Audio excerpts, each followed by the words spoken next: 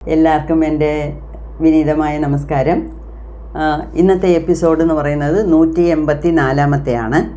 ഇതിൽ 10-ാമത്തെ അധ്യായത്തിൻ്റെ സെക്കൻഡ് ഹാഫാണ് നമ്മൾ നോക്കാൻ പോകുന്നത്. ഇതും മണിയെ കുറിച്ചുള്ള വീഡിയോ ആണ്. അതായത് പണം എങ്ങനെ അട്രാക്റ്റ് ചെയ്യാം, പണം നമുക്ക് വരാതിരിക്കുന്നതിൻ്റെ കാരണങ്ങളൊക്കെ കഴിഞ്ഞ വീഡിയോയിൽ കണ്ടു. അപ്പോൾ അതിനെ സംബന്ധിച്ചിട്ടുള്ള സെയിം ചാപ്റ്ററാണ്. അതുകൊണ്ട് അതിനെക്കുറിച്ചുള്ള കുറച്ചും കൂടെ വേറെ ഒരു കണ്ണോട്ടത്തിൽ നോക്കുന്നതാണ്. ഓക്കെ, ഇതൊക്കെ നമുക്ക് അറിഞ്ഞിരിക്കണം. എന്നുവെച്ചാൽ ഇക്കാലത്ത് പണം വേണ്ടാത്തവരാരുമില്ല, എല്ലാവർക്കും പണം വേണം. അപ്പം ഇതൊക്കെ നമുക്ക് അറിഞ്ഞിരിക്കേണ്ടത് വളരെ ഒരു അത്യാവശ്യമായിട്ടുള്ള കാര്യമാണ് എന്നുള്ളത് കൊണ്ടാണ് ഞാനും ഇതൊക്കെ വളരെ നിദാനമായിട്ട് സ്ലോ ആയിട്ട് സ്റ്റഡി ആയിട്ട് കൊണ്ടുപോകുന്നത്. നിങ്ങൾക്കും ഇഷ്ടപ്പെടുന്നു എന്ന് വിചാരിക്കുന്നു. ഇതെല്ലാവർക്കും പ്രയോജനപ്പെടണം. എല്ലാവർക്കും നല്ല പണം, സൗകര്യം, ഹെൽത്ത്, ആരോഗ്യം എല്ലാം വെച്ച് നല്ല രീതിയിൽ ജീവിക്കണം. അതേ സമയത്ത് ഒരു സൈഡ് നമ്മൾ ആത്മീയത്തിലോട്ടും മുന്നോട്ട് പോകണം എന്നുള്ളതാണ്. രണ്ടിനെയും ബാലൻസ് ചെയ്ത് കൊണ്ടുപോകണം. ഓക്കെ, ശരി, നമുക്ക് സ്ട്രെയിറ്റ് അവേ വീഡിയോയിൽ കയറാം. How to attract money you need. അതിനൊരു ഉദാഹരണം തരുന്നു. എത്രയോ മെത്തേഡ്സ്, 10 മെത്തേഡ്സ് നമ്മൾ നോക്കി. അതിൽ നിങ്ങൾ ഏതെങ്കിലുമൊക്കെ മെത്തേഡ്സ് സെലക്ട് ചെയ്ത് കാണുമെന്ന് വിചാരിക്കുന്നു. അതിൽ ഏതെങ്കിലും ഒന്നിനെ പിടിച്ചുകൊണ്ട് നല്ലപോലെ അതിനെ പ്രാക്ടീസ് ചെയ്യുക. നല്ല രീതിയിൽ എല്ലാം കിട്ടട്ടെ. കഴിഞ്ഞ 2 വീഡിയോയുടെ മുമ്പിലാണ് ഞാൻ പറഞ്ഞു തരുന്നത്.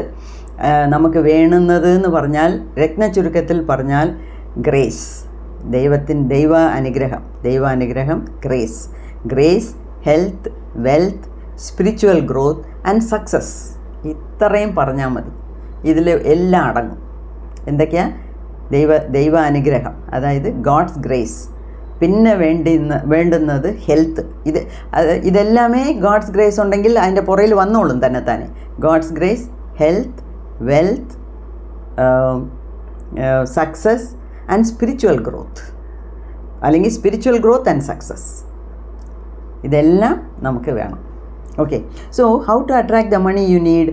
നമുക്ക് പൈസ അട്രാക്ട് ചെയ്യാനുള്ള എത്രയോ വഴികളിൽ എങ്ങനെ ചിന്തിക്കണം, എങ്ങനെ ചിന്തിക്കരുത് എന്ന് വരെ നമുക്ക് പറഞ്ഞു തന്നു. ഇതിൽ ഒരു ചെറിയ ഉദാഹരണം, വളരെ ഇൻട്രസ്റ്റിംഗ് ആയിട്ടുള്ള ഉദാഹരണമാണ്. അതായത് ഓസ്ട്രേലിയയിൽ എത്രയോ വർഷത്തിന് മുമ്പേ ഓസ്ട്രേലിയയിൽ ഒരു കൊച്ചു പയ്യൻ, അവൻ വലിയ ഒരു ഡോക്ടർ ആവണമെന്ന് ആഗ്രഹിച്ചു. പക്ഷേ അവൻ്റെ അടുത്ത് അത്രയും പൈസ, നല്ല ബുദ്ധിയുള്ള പയ്യൻ, നല്ല പഠിക്കുന്ന പയ്യൻ, പക്ഷേ അവൻ്റെ അടുത്ത് കാശില്ല, അതൊക്കെ പഠിക്കാനുള്ള കാശില്ല. പക്ഷേ അവന് എന്നും ഒരു ആഗ്രഹമാണ്, ഞാൻ വലിയൊരു സർജൻ ആവണം, ഒരു ഫിസിഷ്യൻ ആകണം, ഒരു ഡോക്ടർ ആകണം. അപ്പം ഇവൻ എന്തോ ചെയ്തു, ഈ നല്ല പഠിക്കുന്ന പയ്യനായതുകൊണ്ട് ഇവന് എന്തോ ചെയ്തു, ഒരു ഡോക്ടേഴ്സിൻ്റെ ക്ലിനിക്കിലൊക്കെ അവൻ ചെറിയ ജോലികൾ ചെയ്യും. ചെറിയ ജോലികൾ, ഒരു കമ്പൗണ്ടർ പോലെ എന്തെങ്കിലുമൊക്കെ തൂത്ത് തുടയ്ക്കാനോ, ഒരു പ്യൂൺ പോലോ, അങ്ങനെയൊക്കെ ഒരുപാട് ഡോക്ടേഴ്സിൻ്റെ ഇടയിൽ ഇവൻ ജോലി എടുത്തിട്ട് ഈ ഡോക്ടേഴ്സിൻ്റെ ഡിഗ്രി അവിടെ തൂക്കിയിടുമല്ലോ, ഫ്രെയിം ചെയ്ത് തൂക്കിയിടുമല്ലോ, അതെല്ലാം ഇവൻ തുടയ്ക്കും.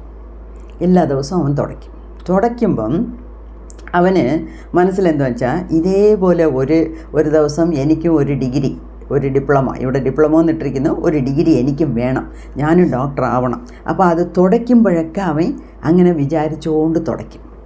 ഓക്കെ, അങ്ങനെ തുടച്ചിരുന്നപ്പം ഇവൻ്റെ ജോലിയിലുള്ള സിൻസിയറിറ്റി കണ്ടിട്ട്, ആത്മാർത്ഥമായ അവൻ ജോലി ചെയ്യുന്ന രീതി കണ്ടിട്ട് ഒരു ഡോക്ടർ അവനെ വിളിച്ച് ആദ്യം കൊച്ചു ജോലികൾ കൊടുത്തു. ഇഞ്ചക്ഷൻ എടുക്കുന്നത്, കമ്പൗണ്ടർ എന്ന് പറയത്തില്ലേ അക്കാലത്ത്, ഈ മരുന്ന് എടുത്ത് കൊടുക്കുന്നത്, ചില എടുപിടി ജോലികൾക്കൊക്കെ അവനെ വെച്ചിരുന്നു. ഇൻസ്ട്രുമെൻറ്റ് സ്റ്റെറിലൈസ് ചെയ്യാനും, ചെറിയ ഇഞ്ചക്ഷൻസ് ഇടാനും, ഫസ്റ്റ് എയ്ഡ് കൊടുക്കാനും, അങ്ങനെയൊക്കെ ചെറിയ ജോലികളെല്ലാം കൊടുത്ത് എങ്ങനെ ഇവനും നല്ല രീതിയിൽ ജോലി ചെയ്തു. അപ്പം ഒരു ടെക്നിക്കൽ അസിസ്റ്റൻ്റായിട്ട് അദ്ദേഹത്തിനെ വെച്ചിരുന്നു. പിന്നെ ആ ഡോക്ടറിന് ഇവൻ്റെ ആത്മാർത്ഥത കണ്ട് ആ ഡോക്ടറുടെ സ്വന്തം ചെലവിൽ ഇവനെ ഡോക്ടറിന് പഠിപ്പിച്ച് ഇവനിപ്പം വലിയ ഫേമസ് ആയിട്ടുള്ള ഒരു ഡോക്ടറായിട്ട് കാനഡയിൽ, മോൺട്രിയൽ എന്ന് പറഞ്ഞ കാനഡയിൽ ഒരു വലിയ പേരുകേട്ട ഡോക്ടറായിട്ടിരിക്കുക. അവൻ്റെ തുടക്കം എങ്ങനെയായിരുന്നു? ഇതുപോലെയാണ് നമ്മളും ചെയ്യേണ്ടത്. ഓക്കെ, ആ വിഷ്വലൈസേഷൻ ടെക്നിക്ക് 10 ടെക്നിക്സ് നമ്മൾ പഠിച്ചല്ലോ. അതിൽ ഏതെങ്കിലും ഒരു ടെക്നിക്ക് എടുത്ത് നിങ്ങൾ അതിനെ പ്രാബല്യത്തിൽ കൊണ്ടുവരാൻ നോക്കണം, പ്രാക്ടിക്കൽ ലൈഫിൽ കൊണ്ടുവരാൻ നോക്കണം. ഓക്കെ, അപ്പം അവൻ എന്തുവാണോ അവൻ ചെയ്ത മെത്തേഡ് എന്തുവാ? അവൻ എൻഡ് റിസൾട്ടിനെ കയ്യിലെടുത്തു. എൻഡ് റിസൾട്ട് എന്തുവാ? അവന് ഡോക്ടർ ആവണം.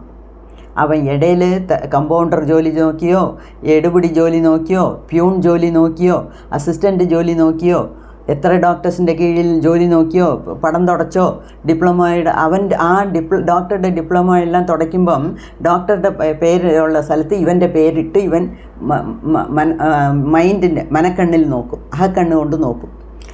ഇതുപോലെയാണ് എനിക്കും ഒരു ഡിപ്ലോമ വേണ്ടിയത്, ഇതുപോലെ അങ്ങനെയൊക്കെ ചെയ്ത് അവൻ വലിയൊരു ഡോക്ടറായി. അപ്പം ഇതേ അതായത് അവന് എൻഡാണ് വേണ്ടിയത്. എൻഡ് എന്ന് വെച്ചാൽ എൻഡ് റിസൾട്ട്. ഒടുക്ക അവന് എന്താ വേണം? വഴികളല്ല അവൻ ചിന്തിച്ചത്. ഒടുക്ക അവൻ ഡോക്ടറായി. അപ്പോൾ അങ്ങനെ ഉറച്ച ഒരു തീരുമാനം ഉണ്ടെങ്കിൽ പ്രപഞ്ചം അല്ലെങ്കിൽ നമ്മളുടെ ഉപബോധ മനസ്സ് അതിനുള്ള വഴികളെ കാണിച്ചു തരും. സ്റ്റെപ്പ് ബൈ സ്റ്റെപ്പ് നമ്മൾ കയറിക്കൊണ്ട് പോകാൻ പറ്റും. ഓക്കെ, അതാണ് ഇതിനകത്ത് പറയുന്നത്. സോ അവന് ഇമാജിൻ ചെയ്യാൻ പറ്റി, അവന് അത് വിഷ്വലൈസ് ചെയ്യാൻ പറ്റി, അങ്ങനെ അവൻ മാനിഫെസ്റ്റും ചെയ്തു. അപ്പോൾ ഒരു ഐഡിയ അവനുണ്ടായി, അതിനെ ഒടുക്കം വരെ അത് പിടിച്ചത്, ഐഡിയ സാധിച്ച് കിടക്കുന്നവരെ അവൻ ചെയ്തു. അപ്പം അതൊരു ഉദാഹരണം. രണ്ടാമത്, ചിലർ ഓഫീസിൽ ജോലി ചെയ്യും, അവർക്ക് പ്രൊമോഷനേ കിട്ടത്തില്ല, ഒരു പ്രൊമോഷനും കിട്ടത്തില്ല. അവർക്ക് പിന്നെ ജോയിൻ ചെയ്തവരെല്ലാം മേളിൽ കയറിപ്പോവും, ഇവർക്ക് ഒരു പ്രൊമോഷനും കിട്ടത്തില്ല. അങ്ങനെ ഇരുന്ന് അതേ കസേര ഇരുന്ന് മുരടിച്ച് പോകും. അതിന് കാരണം എന്തുവാണെന്ന് വെച്ചാൽ അവർക്ക് ആ ഓർഗനൈസേഷനോട് ഒരു കൂറില്ല. അതാണ് അതിൻ്റെ കാരണം. അവർക്ക് ഒരു ചെയ്യുന്ന ജോലിയോട് ഒരു കടപ്പാട്, ഓർഗനൈസേഷനോട്, ചെയ്യുന്ന ഓഫീസിനോട്, ചെയ്യുന്ന സ്ഥാപനത്തോട് ഒരു കൂറ്, ഒരു സ്നേഹം, ഒരു കടപ്പാട്, ചെയ്യുന്ന തൊഴിലിനോട് ഒരു ഐക്യം, ഇതൊക്കെ ഇല്ലാതിരിക്കുന്നതുകൊണ്ടാണ് ഇവന് യാതൊരു പ്രൊമോഷനും ഇല്ലാതെ ഇരിക്കുന്നത്. അപ്പോൾ എന്താണെന്ന് വെച്ചാൽ മാനസികമായിട്ട് അവൻ ആ സ്ഥാപനത്തിനോട് അടുക്കുന്നില്ല. അവൻ എപ്പോഴും മാറിയാൻ നിൽക്കുന്നത്. ഞാനൊരു പ്യൂണ് വന്നു, 9:30 വരണം, എല്ലാവരും 10 മണിക്ക് വരും, ഞാൻ 9:30 വരണം, ഓക്കെ. 5 മണിക്ക് എല്ലാവരും പോകുന്നു, ഞാൻ 6 മണിക്ക് പൂട്ടിക്കൊണ്ട് പോകും, അത്രയേ ഉള്ളൂ. ചെയ്യുന്ന ജോലിക്കുള്ള കൂലി എനിക്ക് കിട്ടുന്നുണ്ട്, ബസ്, അത്രയേ ഉള്ളൂ. അങ്ങനെ ഉണ്ടെങ്കിൽ അവന് അതിൽ മുന്നോട്ട് വരാൻ ബുദ്ധിമുട്ടാണ്. അപ്പോൾ ഏത് ജോലിയിലും ഒരു കൂറ് വേണം, ഒരു നന്ദി വേണം, ഒരു സ്നേഹം വേണം, ഒരു കടപ്പാട് വേണം, ഏത് തൊഴിൽ ചെയ്താലും. ഓക്കെ, ഇപ്പം ചിലരൊക്കെ ഇപ്പം അത് ഞാൻ പറയുന്ന രീതിയിലെടുത്താൽ ഇതൊരു നല്ല ഉദാഹരണമാണ്. ഇപ്പം ചിലരൊക്കെ ഒരുപാട് പേര് വീട്ടു ജോലിക്കൊക്കെ പോകുന്നുണ്ട്. ഇപ്പോഴൊക്കെ ഒരുപാട് ഏജൻസികളൊക്കെ ഇറങ്ങിയിട്ടുണ്ട്. ഏജൻസി മുഖാന്തരമൊക്കെ നമുക്ക് വീട്ടു ജോലിക്കൊക്കെ ആളെ കിട്ടുന്നു. അവർക്കൊക്കെ ഞാൻ പല പ്രാവശ്യം വിചാരിക്കും, ശരി, ഞാനും അങ്ങനെയൊക്കെ ആൾക്കാരെ എടുത്തിട്ടുണ്ട്. 10 മണിക്ക് വരും, 1 മണിക്ക് പോകണം, 3 മണിക്കൂറിന് ഇത്രയും ശമ്പളം, ഓക്കെ, അതൊക്കെ അഗ്രീഡ്. അഡ്വാൻസ് കൊടുക്കുന്നു, ഏജൻസിക്ക് പണം കൊടുക്കുന്നു, ഇവർക്ക് എല്ലാം ശരി.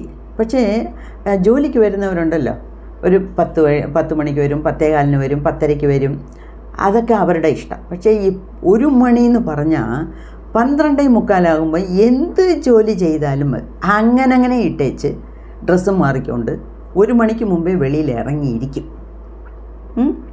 അങ്ങനത്തെ ഒരു ജോലി ചെയ്യുന്നതുകൊണ്ടാണ് ആ ജോലിയുടെ കൂടെ ആ വീട്ടുകാരോട് ഒരു സ്നേഹം, ഒരു കടപ്പാട്, ഒരു ജോലിയുടെ കൂടെ ഉള്ള ഒരു അടുപ്പം ഒന്നുമില്ല.